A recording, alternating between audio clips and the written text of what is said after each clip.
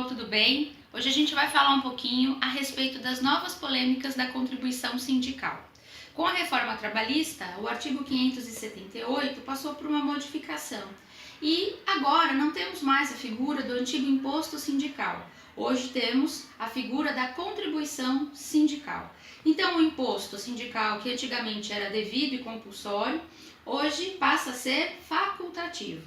O artigo 578, ele diz que para efetivamente o desconto dessa cobrança, deve haver prévia e expressa autorização por parte do empregado.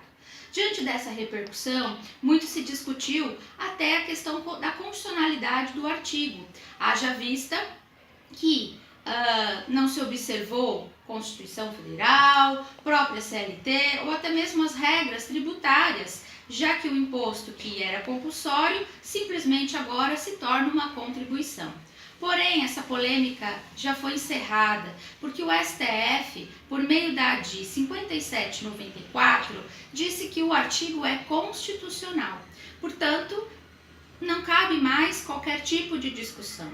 Diante dessa situação, os sindicatos realmente amargam uma situação complicada no que diz respeito à sua situação financeira, já que deixaram de arrecadar muito dinheiro pela ausência agora da cobrança, né? A possibilidade de cobrar dos indivíduos que não são sindicalizados ao sindicato. Dessa forma, o que se busca é uma nova sistemática de custeio. E alguns sindicatos, para manter a arrecadação, têm feito, por meio da negociação coletiva e diante das assembleias, a tentativa de cobrar essa contribuição sindical de forma irrestrita a todos os empregados da categoria, sem que esses sejam sindicalizados. E a forma é colocar, obviamente, dentro da cláusula desse instrumento normativo, a possibilidade dessa cobrança.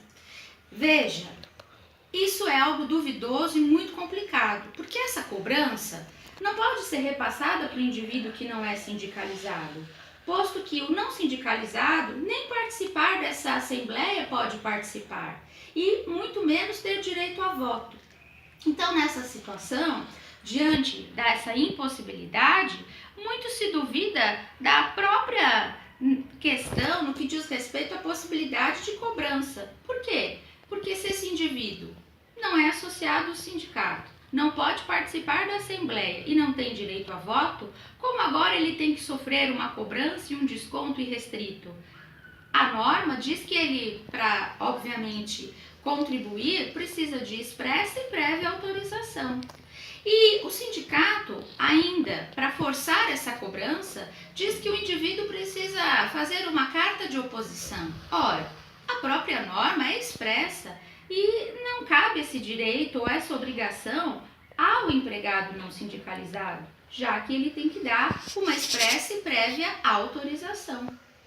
Diante disso, muito se discute. E agora a gente tem uma nova situação no ordenamento jurídico. A medida provisória 873 de 2019, que vem restringir ainda mais a cobrança, né, dessa contribuição sindical, que além de dizer que depende de expressa e prévia autorização do empregado, ela diz que agora, além disso, essa autorização precisa ser voluntária e individual. Portanto, a cobrança irrestrita àquele que não é sindicalizado é proibida. Além disso, o que a gente se preocupa é com algumas situações, porque o sindicato agora ele tem pensado da seguinte forma: se você não é sindicalizado, não é associado, então a negociação coletiva não servirá a você. Os instrumentos normativos não poderão ser aplicados àquele que não é sindicalizado. E aí, um outro problema surge para a empresa. O que a empresa faz?